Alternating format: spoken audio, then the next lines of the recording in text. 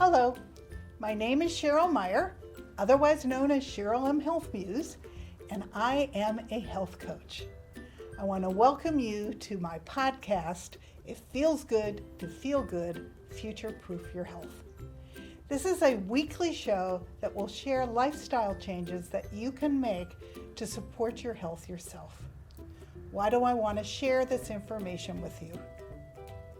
7 years ago, after being a business owner for 20 years, I woke up one morning in horrific pain where every bone and every joint in my body hurt. I went to the doctor, she ran lots of tests, and then she ran some more, and then she ran some more, and finally she called me and announced she was going to give me steroids, but there was absolutely nothing wrong with me and I should seek therapy.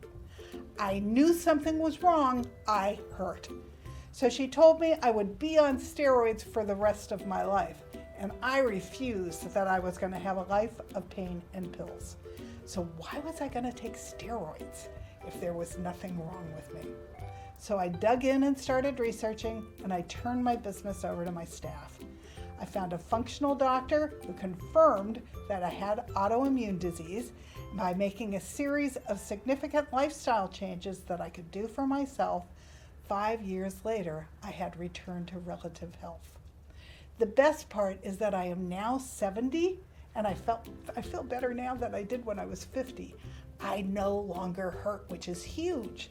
I will always have autoimmune disease, but losing the pain has been amazing. I went back to school at 67 and became a health coach because I want to share everything that I learned with others. And I wrote a book called It Feels Good to Feel Good, Learn to Eliminate Toxins, Reduce Inflammation, and Feel Great Again, as the manual I wished that I had had when I got sick, and my book has won 13 awards. So whether you want to future-proof your health and grow old with dignity and grace without dementia and chronic pain and disease, which you don't need to get, or whether or not you already have a chronic condition like autoimmune disease or cancer or heart disease, and you want to learn about what things you can do to improve your long-term health, or whether you want to improve the health of your families and raise healthy children, because 53% of our children have a chronic condition, I look forward to sharing all this information with you.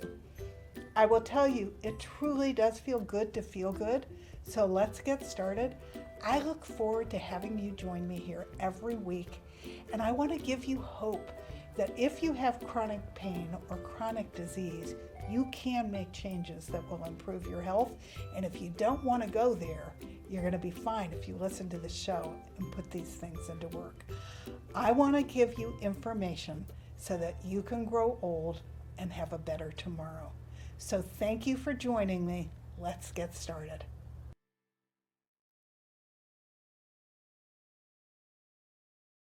Welcome to another show of It Feels Good to Feel Good, Future-Proof Your Health. And this show and the next two are all going to be on the liver. Why all on the liver? Because the liver is the workhorse of the body, and it impacts what goes on with every other organ that you have. It impacts heart disease, it impacts your lungs, it impacts your kidneys, it impacts your pancreas. The liver is a critical organ, and I don't think we give it enough love. So the first podcast I do on the liver is going to be on what is the liver and what does it do? And you're going to be amazed because it does a lot of things for the body for as little respect as we give it. The second thing is going to be what foods we should be eating to support our liver, which is the best way to create a healthy liver.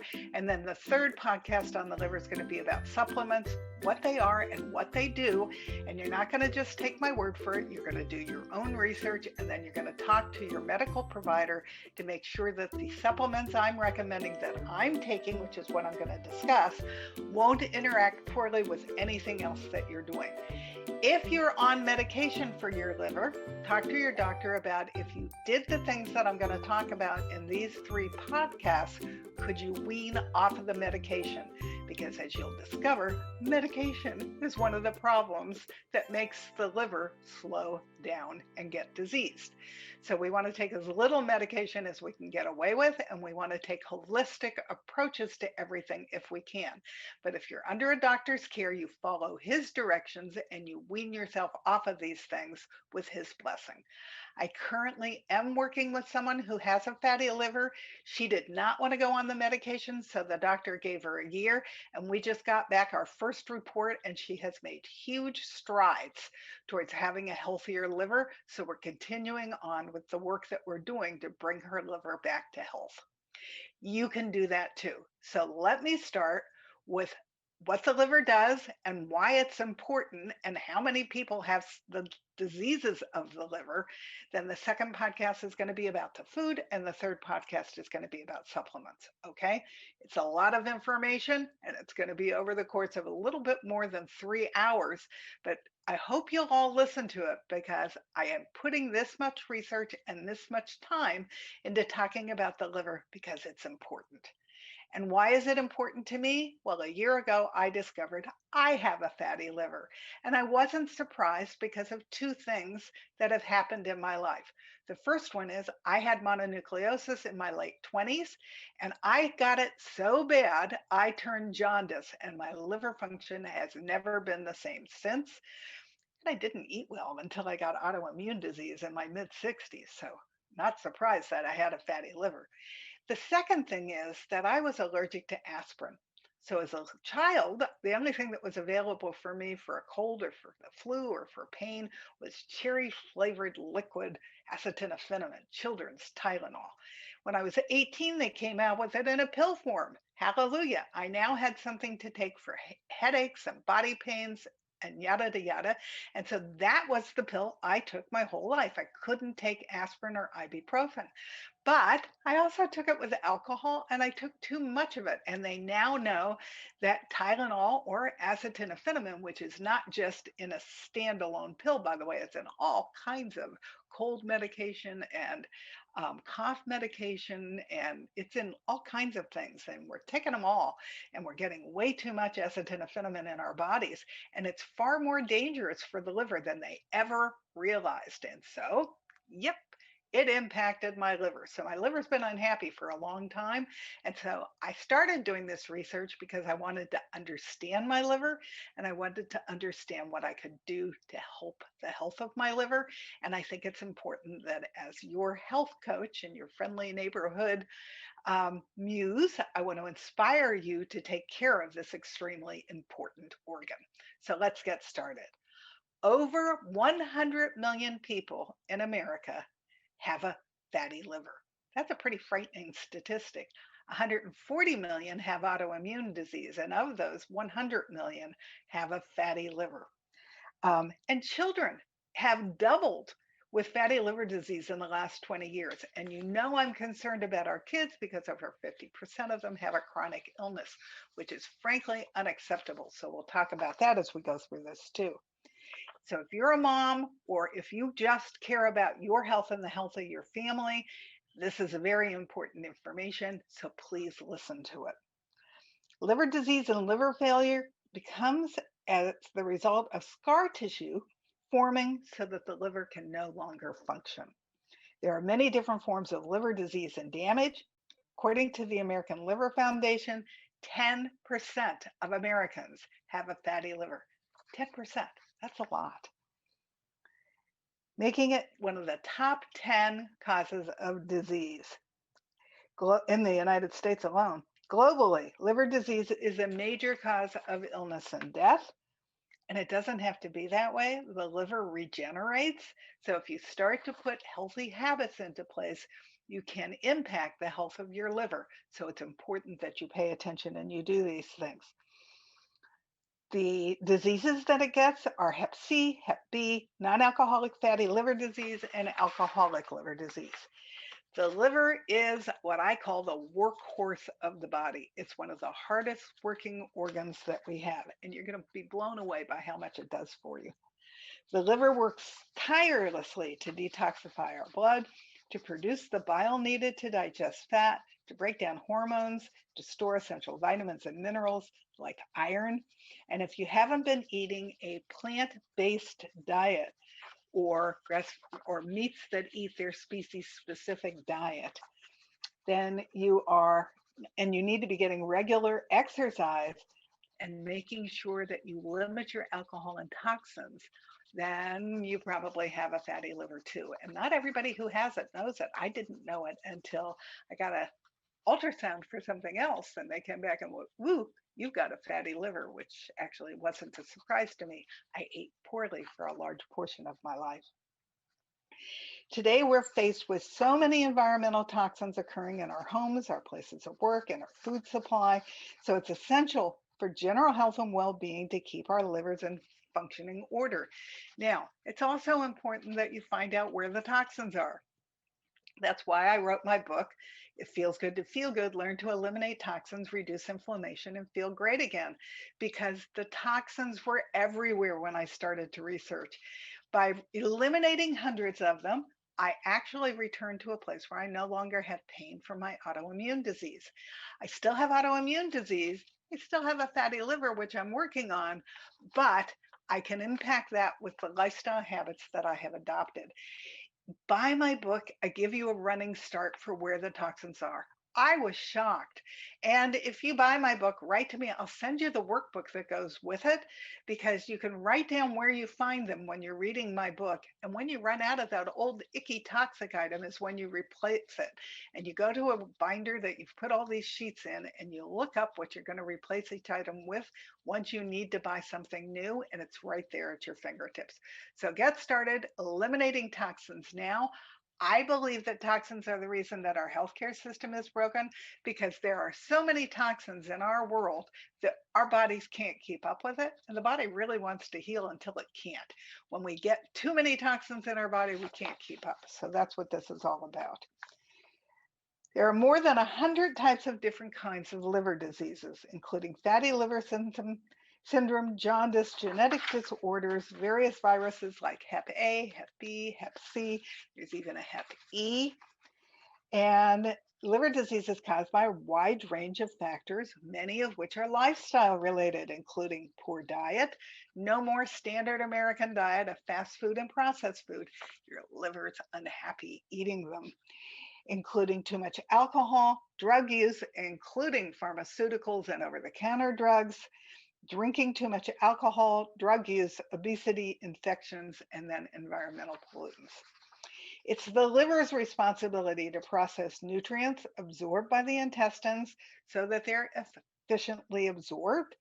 The liver also regulates blood composition to balance protein, blood, fat, and sugar, and it removes all those toxins from the blood and breaks down both alcohol and medications. So right there, it's an amazing organ, but there's more. I'm in a liver detox group on Facebook run by a functional nutritionist named Blanche Sharif, and she explains that for good detoxing, and people are always asking me how to detox, you detox by eating real organic food. But for good detoxing, your kidney and your liver need to be good working order. And for good working order, you need vitamin D. So the next time you go to your doctor, have them check your vitamin D levels. For years, they said you shouldn't take a vitamin D supplement. Ends up we're not in the sun very much anymore, or we're blocking the sun with sunscreens. And so we're not getting the amount of vitamin D that we need to keep us healthy. And that's important for your liver and your kidney health, as is zinc. And while I'm talking about getting your vitamin D checked, also get your magnesium checked. Magnesium is responsible for 325 different enzyme reactions in your body, and it's important to almost every function that you have. So make sure you have adequate magnesium as well. People with kidney problems are often zinc deficient. So there's foods that will drive up your blood sugar, that will damage your kidneys, and that includes high sugar diets, cane sugar, fructose sugar, high sodium diets are all things to avoid so that you have healthy liver and kidney function. and so that you stop harming both your liver and your kidneys. All the same foods that harm the liver harm the kidneys, so take care of your liver and you'll also be protecting your kidneys at the same time. When looking at the liver, it's important that you look at the entire body. Now, conventional medicine tends to look at each body system and throw a pill at whatever is ailing you. A functional doctor looks at the whole body because they understand that the whole body works in coordination. There's a wonderful book by a woman named Dr. Libby Weaver, who in the book's called Accidentally Overweight, but buy the book and read it for more than just losing weight because it talks about how all the body systems have to be healthy in order for your body to be healthy so that because they all interact with each other, and she explains that, and that you can't lose weight unless all your body organs are working in harmony together. It's a brilliant book. We bought them as Christmas presents for all our friends because we enjoyed the book so much and we learned so much from it. So modern medicine doesn't address anything but parts. Here's an idea of what this means. The pancreas, the gallbladder, the heart function, your digestive system, your immune system, and your autonomic nervous system are all connected to your liver. And part of that, the gallbladder, I just want to make a quick comment. At the end of the third video on the liver, I actually do a section just on the gallbladder. The gallbladder is not a throwaway organ, so don't let anybody tell you that's what they want to do. Pay attention to what I share in the gallbladder portion of the podcast, because you can also heal your gallbladder so that you don't have to have it removed, because it's what makes some of your vitamins fat soluble so that they can be stored in your body. So it's really important to your digestion and to the functioning of your body and the functioning of what those vitamins do for you. So eat to have a healthy gallbladder and don't allow them to think about taking it away. And by the way, the appendix is also not a throwaway part. We'll talk about that at some point too. Researchers looking at CT scans of 400 patients found that those with non-alcoholic fatty disease also were likely to have coronary artery disease. Now, how many people do you think die of coronary artery disease a year? It's not 100 million people, it's 800 million people. And 160 million of them die before they're 65. So if you want to improve your heart health, you need to improve your liver health. Your liver is where triglycerides and cholesterol are made. And so those dramatically impact your heart as well. So diet is important and eating organic is important. So we'll piece all of those and tie them together in a little bow so that you understand how important they are for each other. The effect of non-alcoholic fatty liver disease, which actually is stronger than the other traditional risk factors that are discussed about with heart disease: smoking, high blood pressure, diabetes, high cholesterol, metabolic syndrome, and being male. The liver is a bigger impact on heart disease than all of those things. And while we're mentioning cholesterol, understand we need cholesterol for our brain and for other functions in our body. They're discovering more about cholesterol. What we need are big particle cholesterol, not little particle cholesterol. And so work with your doctor because there's new tests on cholesterol. Find out what kind of cholesterol you have and do your own research and catch up on what's going on with science, because it will help you have robust conversations with your doctor who believes that you should be taking some kind of special medication just for cholesterol that is going to trigger you to have other problems. I was on cholesterol medication for 2 weeks, and I think it's the thing that put me over into toxic load and into autoimmune disease, because I was taking Tylenol so that I could survive taking the cholesterol medication, because it made my body hurt so bad that we decided it wasn't worth it to be taking a pill to take a pill. So thank God I got off of them in 2 weeks, but it wasn't too long after that I toppled over into toxic load with autoimmune disease. So in my mind, they might be connected, because it was just one more medication that put my liver into trouble, that put my toxic load into trouble. So it's important to know everything there is about heart disease, and how your liver impacts your heart is one of the things you need to do. Heart disease is reversible using natural methods, and it's also avoidable if you follow the dietary suggestions I have for the liver.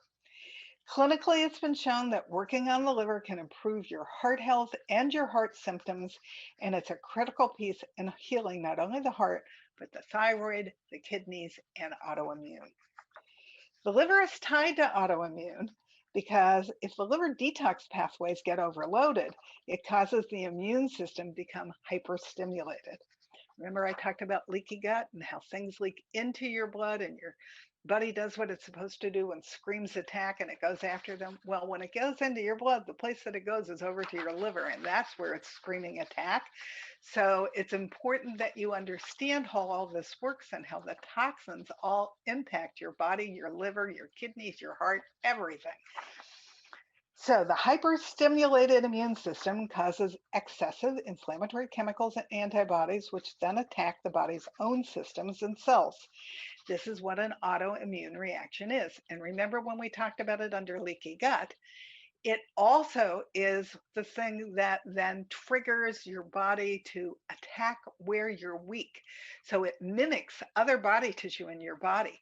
For me, it was my joints and my muscles. That's where I had horrific pain. For somebody else, it might be their thyroid, and because Hashimoto's or Graves, it might become the brain and become Parkinson's or dementia. It might be your lower gut and become IBS, Crohn's, um, celiac, or ulcerative colitis. Autoimmune impacts all of that, and it all is happening in the liver, and the liver is impacting all of that. So treat your liver well, and these things won't happen.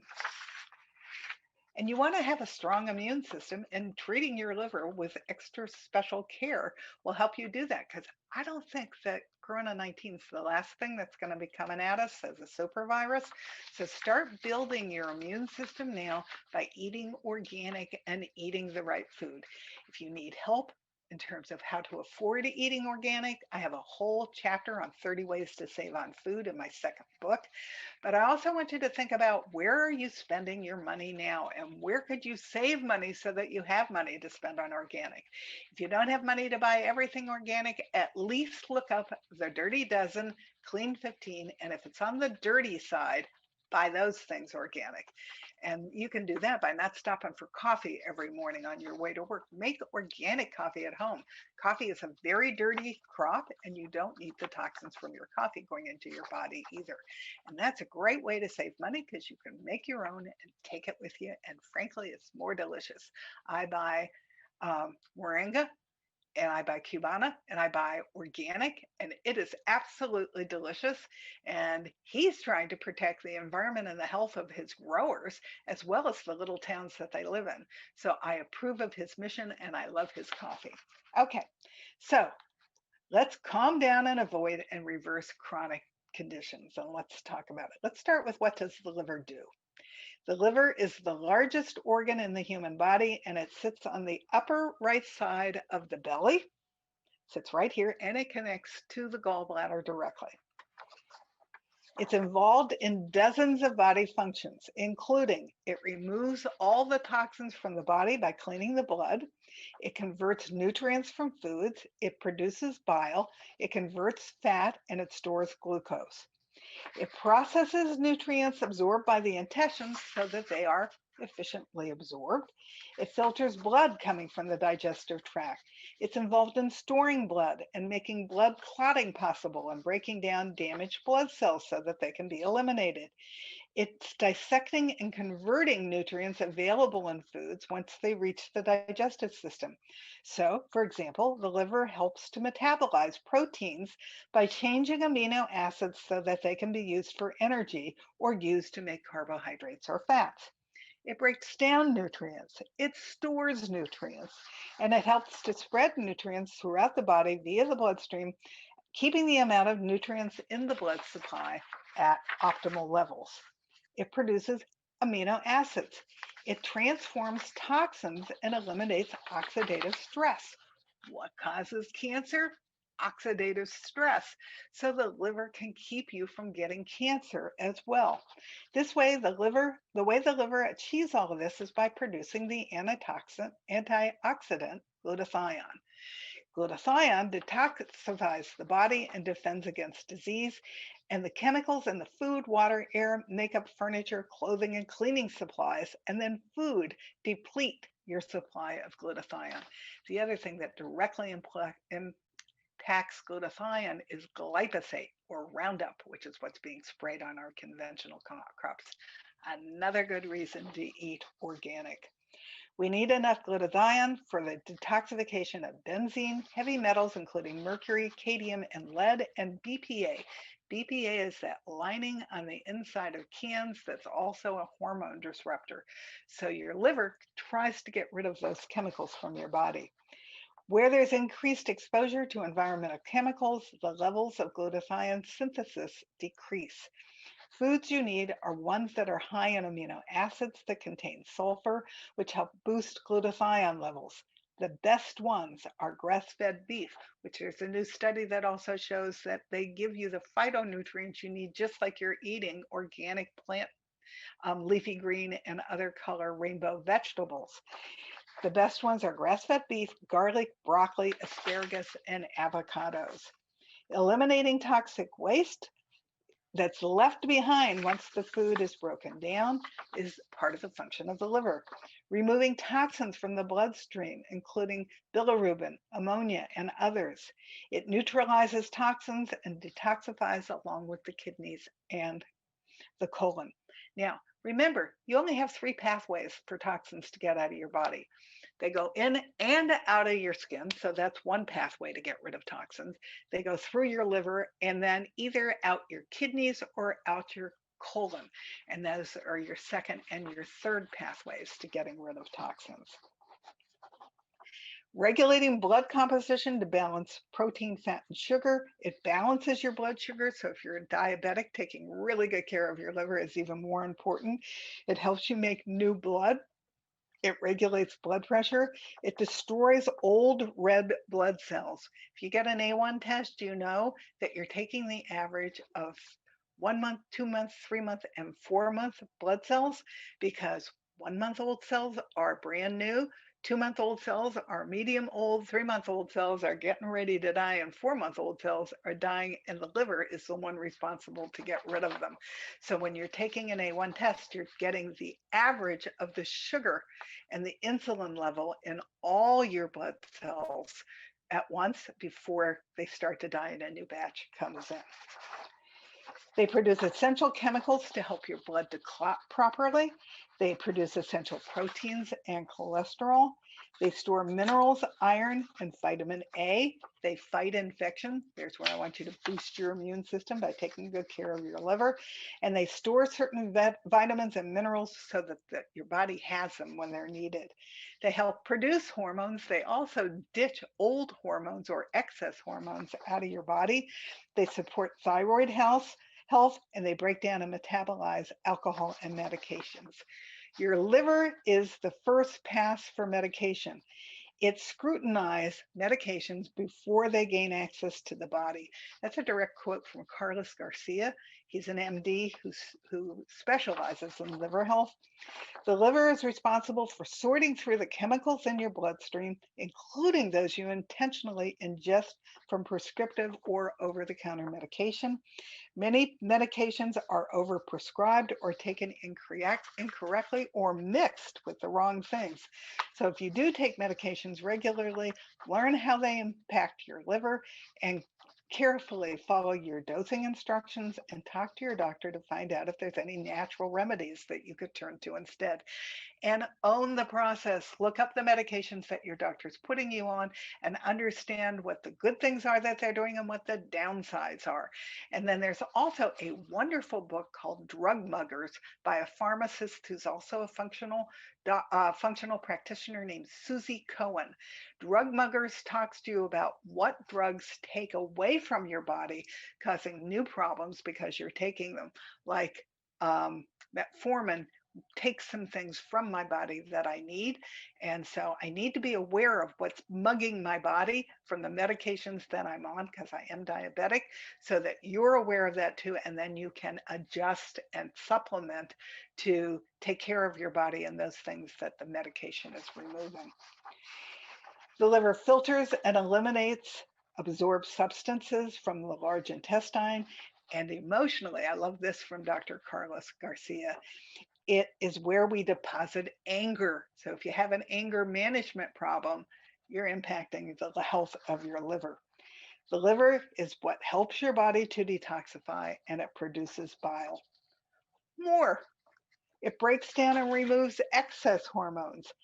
It manages the conversion of fats from your diet, especially omega 3s, which are the good fats, and it manufactures triglycerides and cholesterol. Where do you think triglycerides come from? They come from sugar. They don't come from fat.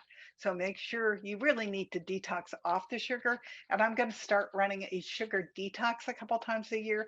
So follow me on Facebook so that you know it's going to be a 4-week course for you to ditch the sugar so that you get back food freedom, because sugar is as addictive as cocaine and heroin. And so you need to get off of it because it turns off the hormone that regulates your hunger.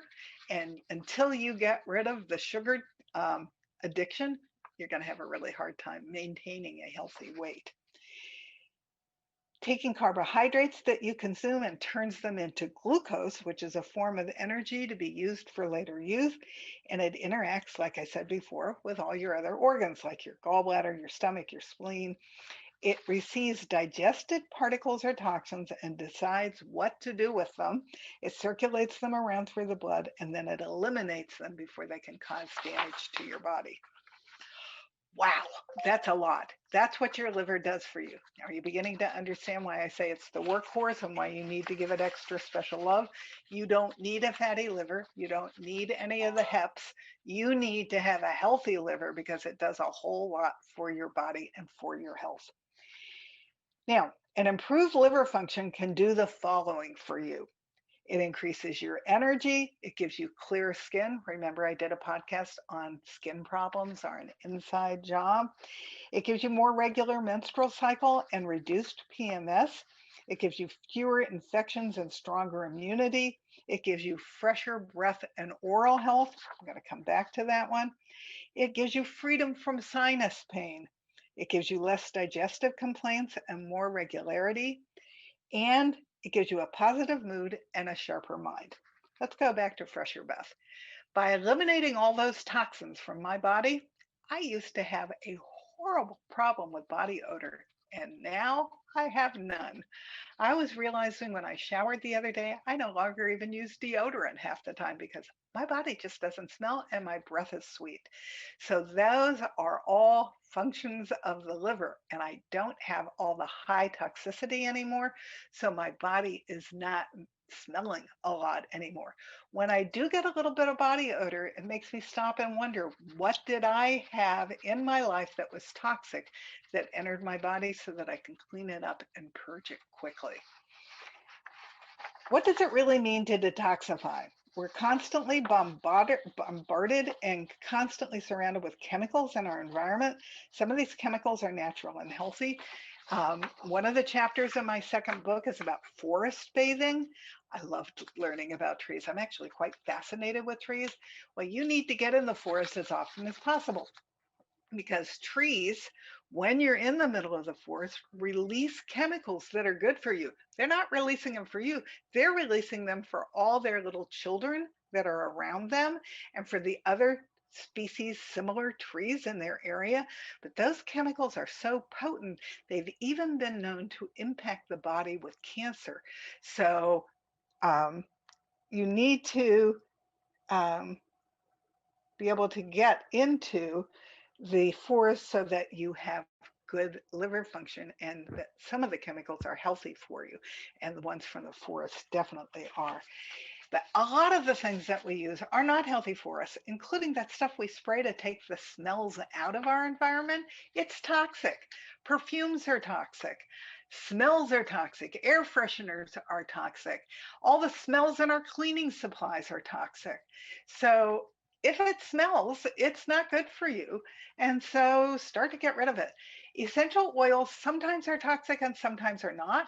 There are different essential oils really bad for your animals than from your children. So know which are which. And yes, I have chapters on both those things in my second book as well. So know what all these scents are doing to your body. And then you want to do things that will give you a healthy liver. So you want to optimize the function of liver and minimize the assault. And that means giving up all the frankenfoods, which are the processed foods and the fast foods. Now, there's very little redeeming in fast food at all. It's fake food. So you don't need to be eating it, because by eating it, you're starving your body. When I read that, I didn't really understand it. I was fat. So how was I starving my body? Well, I wasn't giving my body any nutrition. So the little bit it was getting in nutrition, it was holding on to for dear life.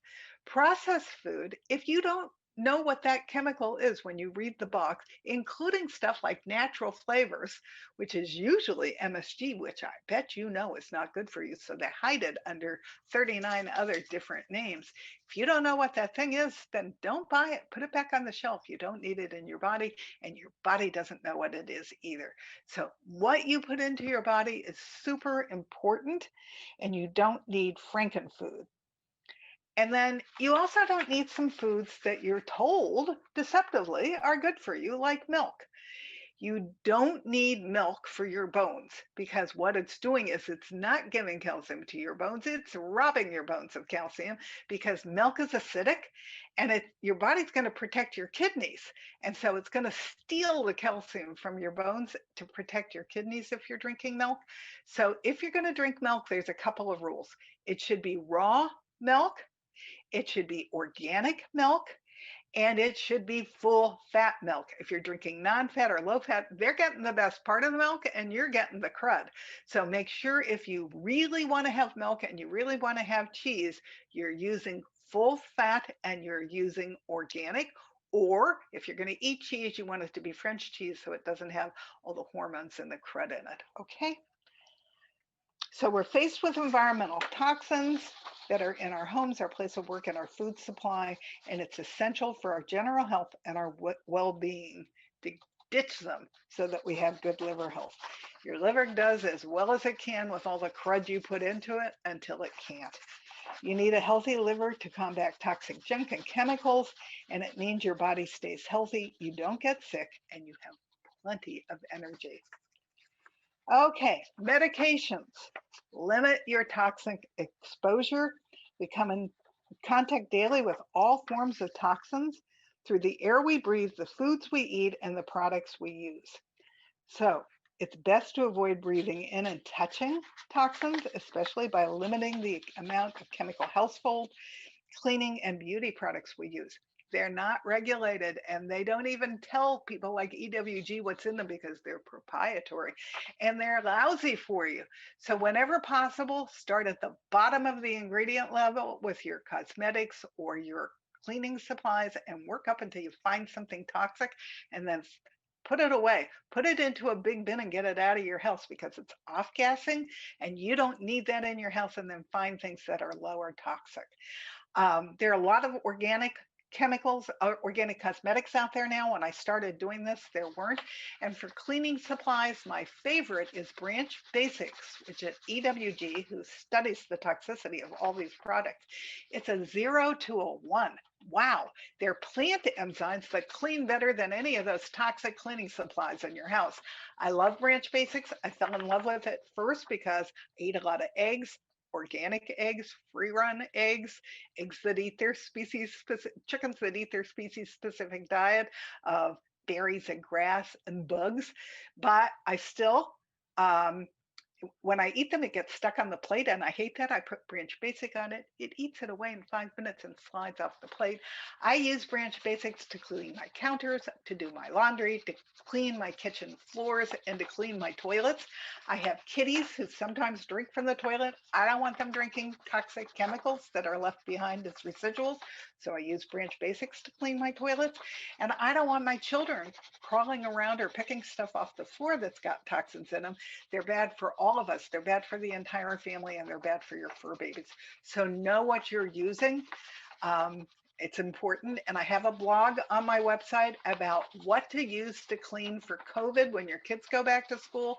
It's an important article because, well, we're saving the kids from COVID. We might be poisoning them with the cleaning.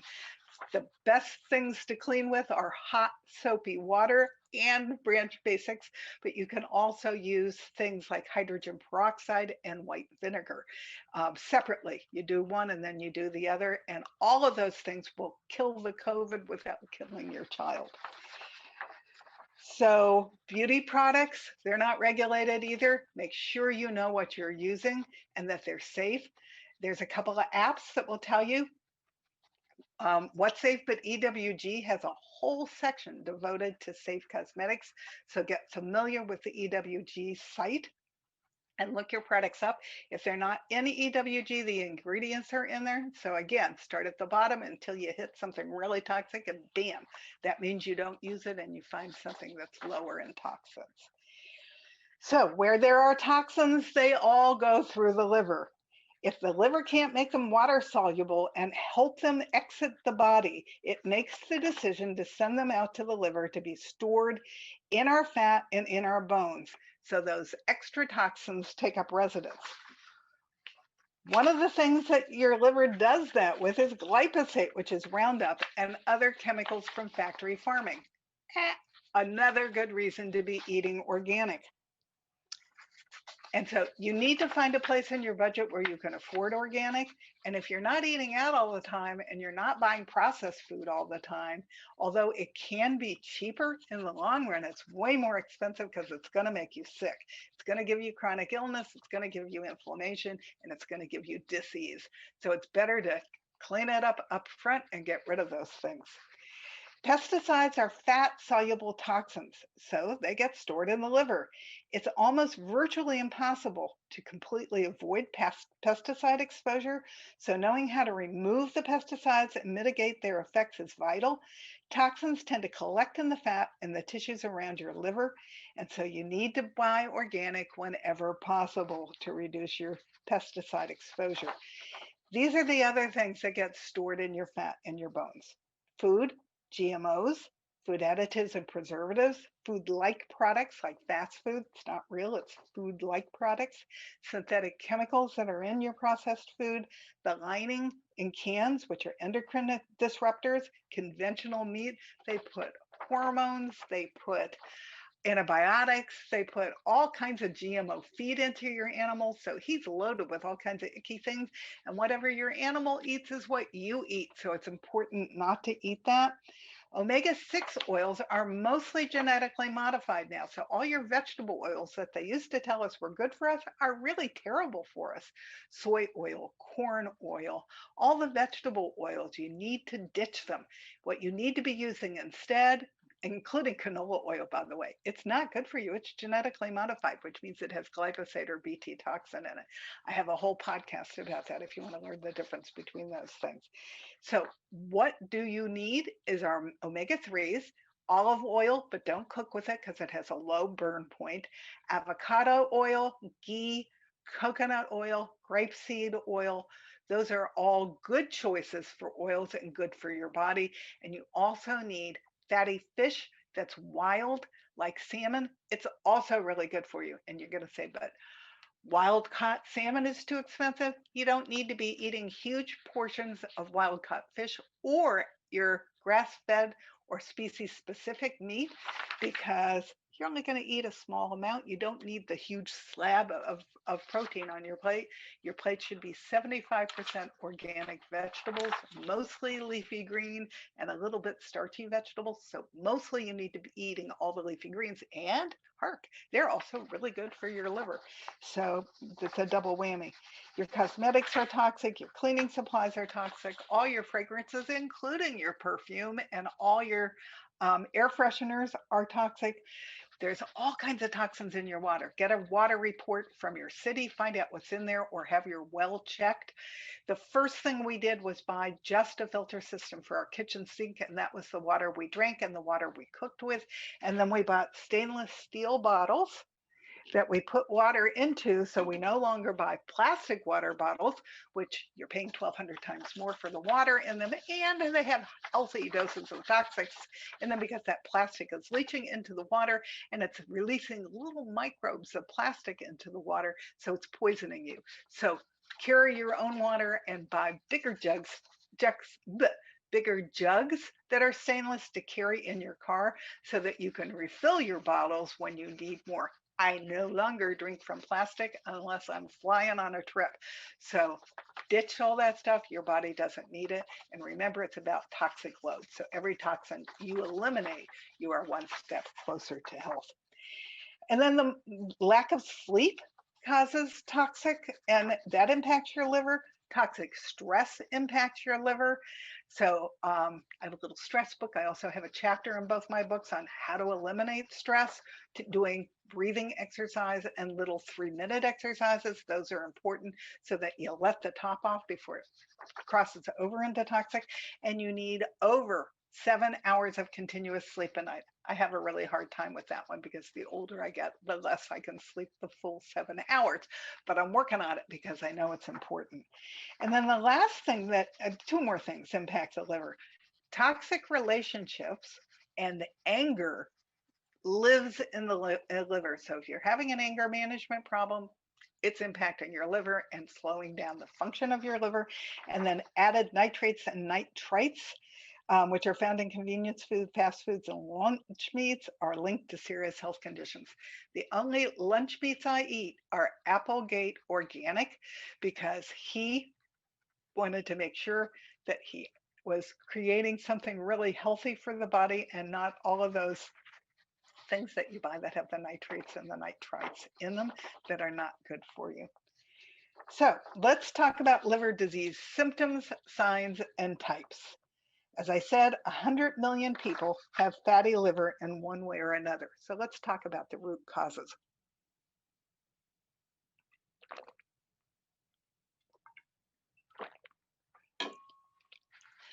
Fatty liver disease occurs when the liver has trouble breaking down fats and then causes fats to build up in your liver tissue. Additional root causes of disease include medications, both over the counter and pharmaceuticals, viral hepatitis, autoimmune or inherited liver disease, fast weight loss, and malnutrition. There are also risk factors that increase your chances for fatty liver: obesity, gastric bypass surgery, high cholesterol, high levels of triglycerides in the blood, type 2 diabetes, and metabolic syndrome. Sleep apnea. My husband has sleep apnea, so he wears his Darth Vader mask when he goes to bed so that it's not impacting his body and his liver.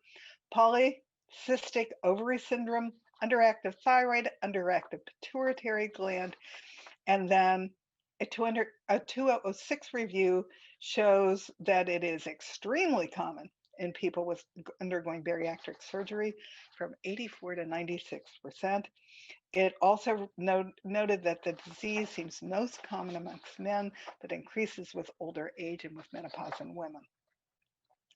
Most people think liver disease only comes from alcohol, and that is not true. But essentially, anything that can't be broken down and used for energy ends up in the liver for detoxification. People ask me constantly how to detoxify. You detoxify by eating the rainbow and the non-starchy vegetables. And we'll talk about that more in the last podcast. When you overindulge in alcohol, chemicals, drugs, fried foods, which are fried in GMO omega-6 oils, processed or refined foods, which are white flour, conventional dairy, white sugar, low quality animal products, your liver becomes heavily taxed. Now I want to talk for a second about telomeres. The first time I talked about telomeres was in my Beauty is an Inside Job podcast. Excuse me. Telomeres were something that were discovered by 2 Nobel Prize winning women who wrote a book about telomeres a couple of years ago, and they play a part in the development and progression of non-alcoholic fatty liver and are an emerging player in advanced liver disease. So let's talk about telomeres. They're the caps on the end of each strand of your DNA that protect your chromosomes like plastic tips on the end of your shoelaces. After a while, just like shoelaces, they become worn and they lose their ability to do their job. If your telomeres start to shorten, you also start to show signs of aging and your body does start to age. So telomeres are important, and the more they learn about them, the more fascinating they are. Lifestyle interventions such as good nutrition, physical activity, and low stress levels are known to prevent telomere shortening, and they decrease the risk of chronic conditions in the elderly. It also indicates that ultra-processed foods are linked to accelerated shortening of telomeres and cell aging. So if you want to stay young and you want to look young, also treat your telomeres with respect and take care of them. Avoid processed foods. It's so important that you cook. It's the only way that you control what goes into your body. So buy real food, buy organic vegetables and plant food, and buy species specific meat like grass fed, grass finished beef, lamb who only likes grass, pastured pork, and then pastured free run chickens, and eat eggs from pastured free run chickens. Cage free is not the same thing. They're crammed together in tiny little space. They file off their beaks and their feet, and you don't want to be eating those cage-free chickens and cage-free eggs because they're loaded with stress hormones because they're treated so poorly. And trust me, you have enough stress hormones of your own. So make sure you're eating meat that is eating his own species-specific diet. So what is fatty liver disease? It's a common health problem that results from the buildup of extra fat in the liver. It's totally normal for the liver to contain a small amount of fat, but when fat storage reaches 5 to 15%, 5 to 15% is when the problem begins and a person begins to have fatty liver. The severity of fatty liver is a grade 1, a grade 2, or a grade 3. Grade 2 is more serious and more likely to cause symptoms as compared to grade 1. And a lot of times people have grade 1 and are unaware that they have it. The more fat in your liver, the higher the grade, and the more likely for fatty liver to cause problems. And there are different kinds of fatty liver disease. There's non-alcoholic and there's alcoholic. And those two main forms of fatty liver disease, non-alcoholic and alcoholic liver disease, are both very similar in terms of how dangerous they are for the body. People have a buildup of fat in the liver that's not caused by alcohol use when it's non-alcoholic fatty liver. The buildup of fat and the damage to the liver is similar, but it's not directly linked to consuming large quantities of alcohol. So what is considered a large quantity of alcohol? It's more than one drink a day on an average for a woman and more than 2 drinks a day on an average for a man. Fatty liver disease symptoms. Now that you know what fatty liver is, let's take a look at some of the ways you can identify the disease by knowing the common fatty liver disease symptoms. But it's important to note that it's possible to have non-alcoholic fatty liver disease without the symptoms. I didn't know I had a fatty liver until I went for a ultrasound for something else. And she came back to my doctor and said, whoa, I had a fatty liver. So I've been trying to help my liver ever since. And sometime soon I'm going to have to go for a new scan and see if I've had any impact to reduce the fat in my liver. What are signs of a fatty liver? Fatigue, weakness, loss of appetite, nausea, abdominal pain. I was starting to get pains when I laid on the right side of my body at night. I would wake up with burping and agita, and it was all coming from where my liver was. Funny how that worked, but I didn't realize it was fatty liver. A swelling in my upper abdomen, spider-like blood vessels. I didn't have a big problem with that, but my mother sure did. Itching. I have itching all the time. Jaundice. I went jaundice when I had mononucleosis in my 20s. And jaundice is yellowing of the skin or the eyes. and it was like my skin color was totally different than my makeup when I had jaundice, so you can't miss it. A buildup of fluid and swelling of the legs, which is edema, and abdomen. I've had edema for years. That should have told me that something was not right. And mental confusion. So how do you know if you have it? There are blood tests that might detect it and might not. You can find it on an ultrasound. And if your test comes back abnormal from an ultrasound, then you're in trouble. So you need to pay attention. But even if your test comes back normal, your blood test, you might not be out of the woods. It's important to note that a liver function test does not always detect a fatty liver. An ultrasound is more sensitive. So how do you know? If you eat a lot of sugar and flour, if you have belly fat, if you crave carbs, you probably have a fatty liver. To heal that fatty liver and avoid its vast detrimental repercussions, you want to get to the root of the problem. And if your blood test comes back abnormal, take it seriously, for God's sakes. Even if the test comes back normal, don't think you're off the hook. It doesn't always detect a fatty liver, and the ultrasound is more sensitive. So why is this a problem? A fatty liver creates an entire cascade of issues. It causes inflammation in your body, and the inflammation creates insulin resistance and prediabetes, and then diabetes, which causes your body to deposit fat not just in your liver, but around all your organs and in your belly. That dangerous belly fat caused by sugar and starch in your diet creates more problems. It causes you to have high triglycerides and low HDL, which is the good cholesterol. It causes you to have small LDL, which is the dangerous cholesterol particles that cause heart attacks. As I said, there's a new test that will tell you if you have the little cholesterol or the big chunks. I have the little cholesterol. Another reason that I need to do all these lifestyle changes to help my body function. In fact, a fatty liver puts you at a great risk for having a heart attack. Remember the connection between the liver and the heart. And most people have no idea that they have fatty liver. Certain populations, like Latin Americans, have a much higher risk of having a fatty liver.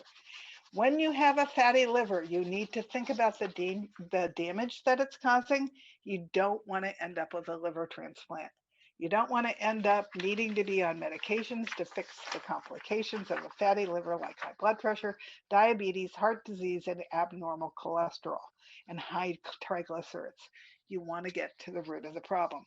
I promise you, you don't want a fatty liver. You need a healthy liver to just help you deal with all the junk and the chemicals that you're going to come in contact with, no matter how vigilant you are in your own home and your own life. When you have a healthy liver, your body stays healthy, you don't get sick, and you can feel good. And trust me, it feels good to feel good, which is what I want for everything. So liver damage creates the following liver disease symptoms. You may or may not have these, but I want you to know about them. You might feel tired. You might feel fatigued. You might have sudden weight loss, should be my problem.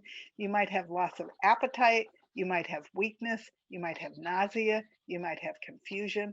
You might have trouble concentrating. You might have pain on the right side part of your belly, which we just discussed. You might have an enlarged liver. You might have bloating and gas. You might have dark urine. You might have bruising. You might have excessive sweat. You might have constipation, and you might have dry and dark particles on your neck and under your arms. Now, for proper pooping, you need to make sure your magnesium levels are proper. That can help that process along.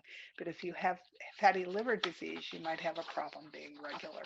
And that's important because you need to be going after every time you eat. Remember that. Okay, there are some really simple things you can do with diet, exercise, supplements, and lifestyle changes, which is what we're going to concentrate on.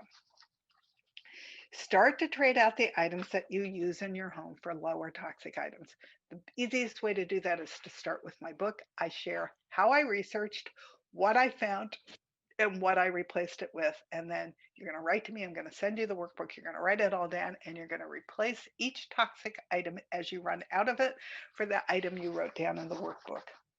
The place you do your research is ewg.org or the Environmental Working Group. They're the same people that put out the Dirty Dozen Clean 15 list. And if it's on the dirty part of that vegetable list, that's where you spend your organic money. You're going to start doing 3-minute stress releasing exercises intermittently throughout the day. I do one mid morning and one mid afternoon. And I often will utilize my breathing exercises. As I said, there's a chapter in both my books about stress. I had so little cortisol when I got sick, I was almost to Addison's disease. So figuring out how to let the top off of my stress before it was chronic was critical.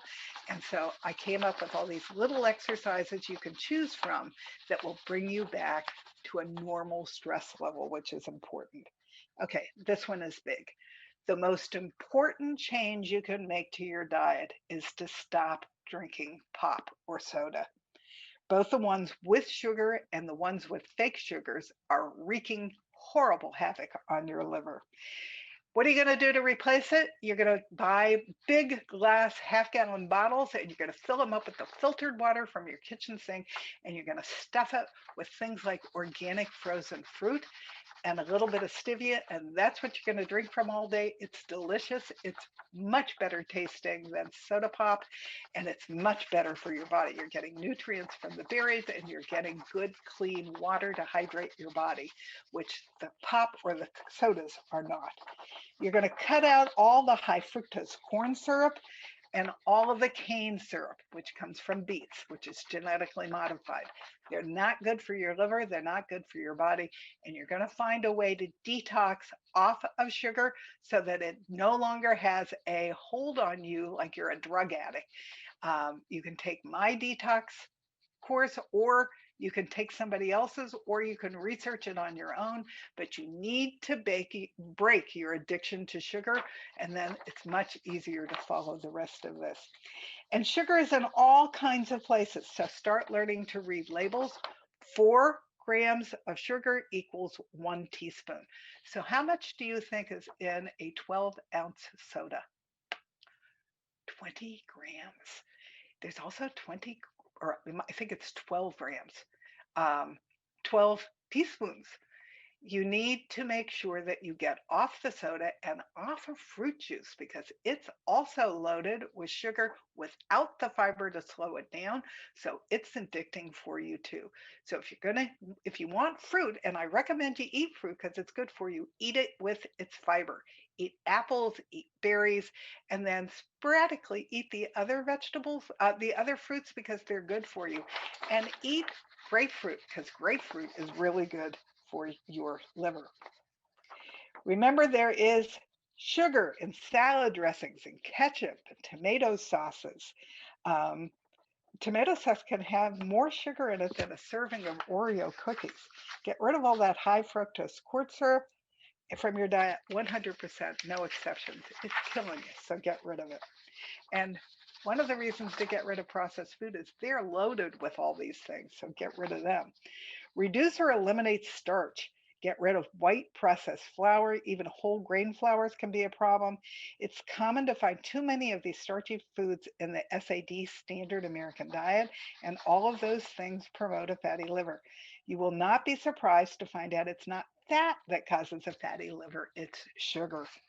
And some good things, add good things to your diet to heal you. Add plenty of organic fruit, vegetables, nuts, and seeds, lean animal protein like fish and chicken. And remember, it's species specific meat and wild caught fish. Add good oils like olive oil, macadamia nut oil, avocados. They're really good for you and they're loaded with fiber. Coconut butter and fish oil. Good fats like the omega-6 fats are anti-inflammatory and help you repair your liver. Eat detoxifying liver repairing superfoods. And the ones to concentrate on, we'll go into what exactly they do for your body in the second podcast on the liver, but the cruciferous family like broccoli, cauliflower, Brussels sprouts, and leafy vegetables like kale, collards, cabbage, arugula, and watercress are all great for your liver. Make sure you eat at least a cup or two every day to help heal and repair the liver. Garlic and onions are amazing sulfur-rich foods that can help detoxify the body. And power up with protein. both for when you're doing your sugar detox and every morning. Start with protein at every meal, especially breakfast, where it becomes key to balancing your blood sugar and insulin, cutting your cravings, and providing your liver with the raw materials it needs to detox optimally.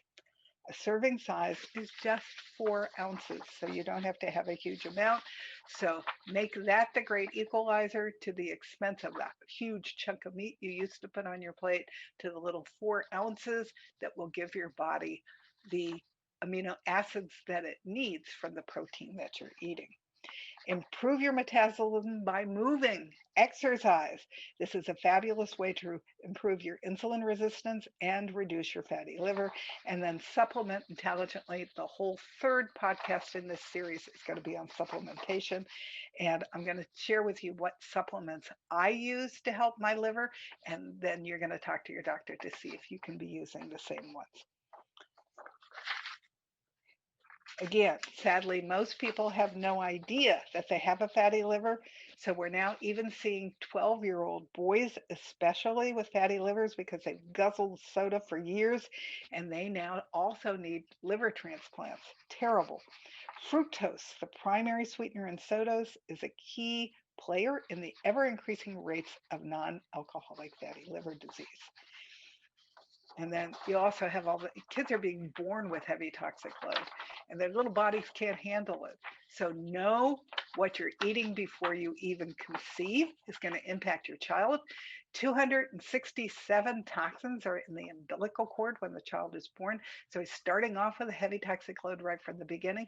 And then there's toxins everywhere that he is. So for the love of your child, learn how to feed him a non-toxic diet and have non-toxic products around him, including stuff like Johnson & Johnson baby powder, which ends up is toxic.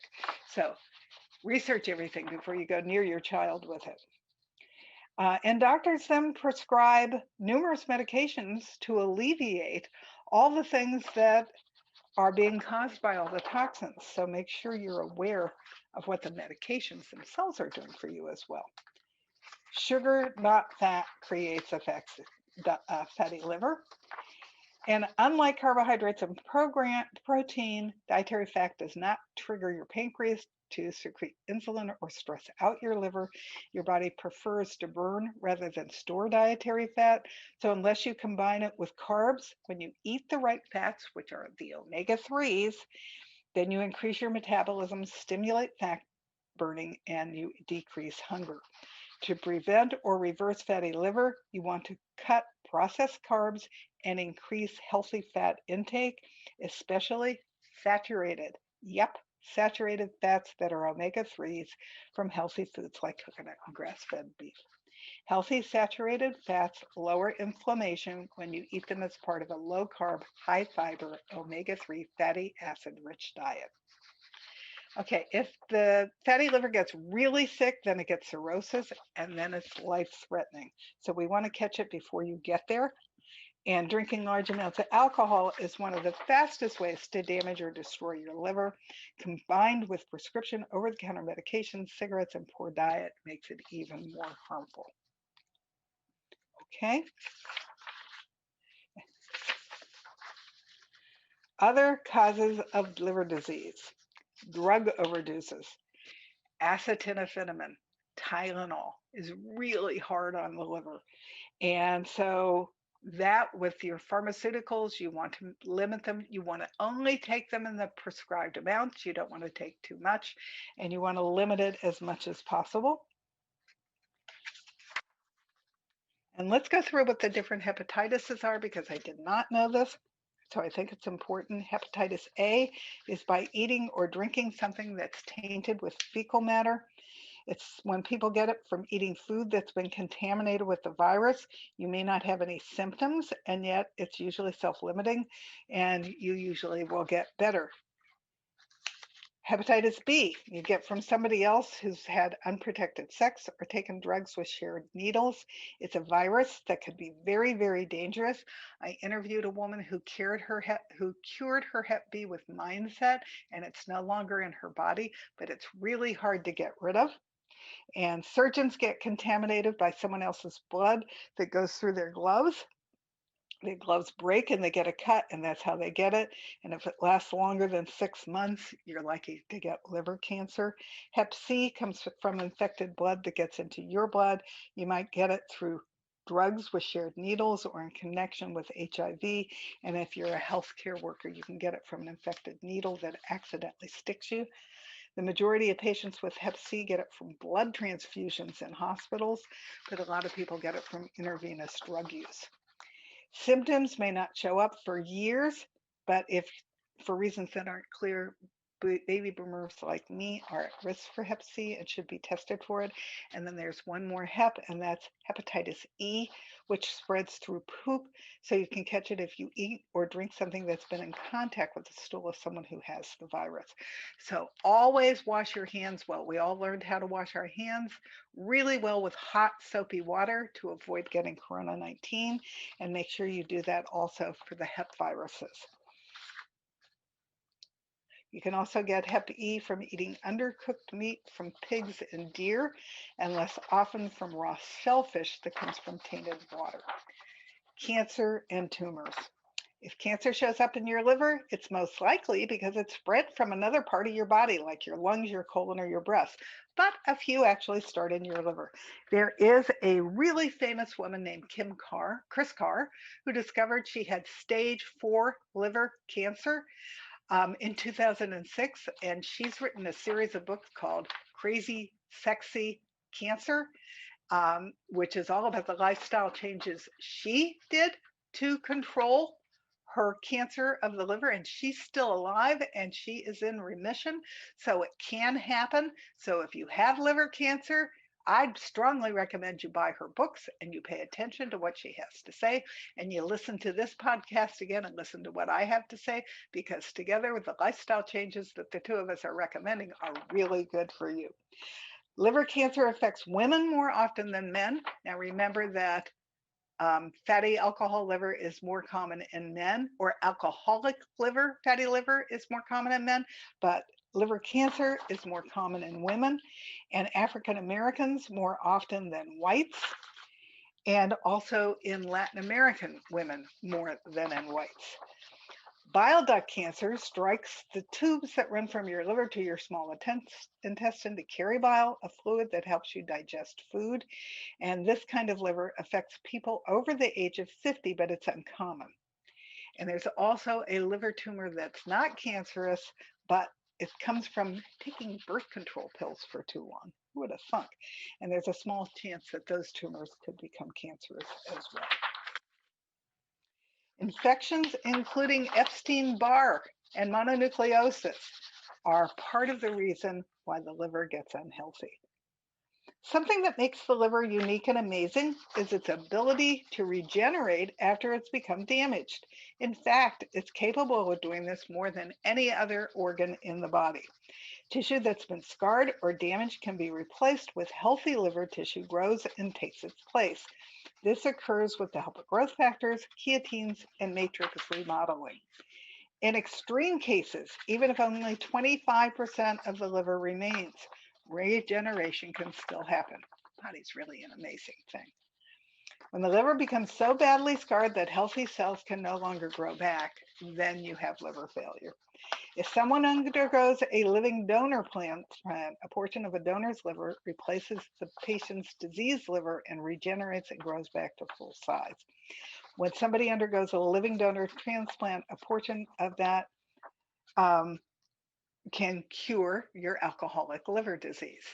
So, but if before you have the liver transplant, there is a doctor who is using L-alpha lopaic acid, and so do your research and see what your options are, and then have a robust conversation with your doctor.